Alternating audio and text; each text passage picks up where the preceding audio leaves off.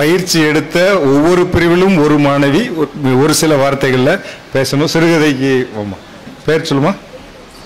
எழிலரசி.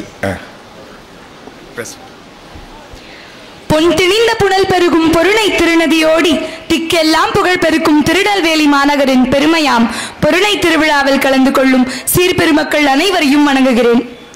நான் முத்தமிழ் பப்ளிக் பள்ளியில் நடந்த சிறுகதை பயிற்சி பட்டறையில் கலந்துக்கிட்டேன். சிறுகதைனா நம்ம எழுதுறோம், அவங்க படிக்கிறாங்க, அவ்வளோதான் நினச்சிட்டு இருந்தேன்.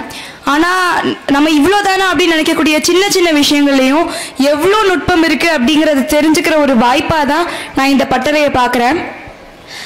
நம்ம இவங்களெல்லாம் பார்க்க மாட்டோமா அப்படின்னு ஏங்கிட்டு இருந்ததில் போய் இவங்களை பார்த்து அவங்கக்கிட்ட இருந்து நான் நிறைய கற்றுக்கிட்டேன்.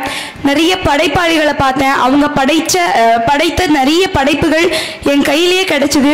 இது எல்லாத்துக்கும் காரணமான இந்த பொன்னான வாய்ப்பை ஏற்படுத்தி கொடுத்த அனைவருக்கும் என்னுடைய நன்றிகள்.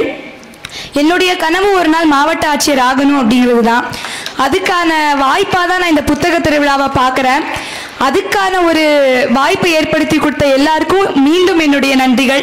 கண்டிப்பாக எல்லாரும் ஆசைப்பட்ட மாதிரி என்னுடைய எழுத்தால் ஒரு நாள் திருநெல்வேலியை உலகமே வியந்து பார்க்கக்கூடிய உயரத்துக்கு கொண்டு வருவேன்னு சொல்லி வாய்ப்பளித்த அனைவருக்கும் நன்றி கூறி விடைபெறுகிறேன். நன்றி, வணக்கம்.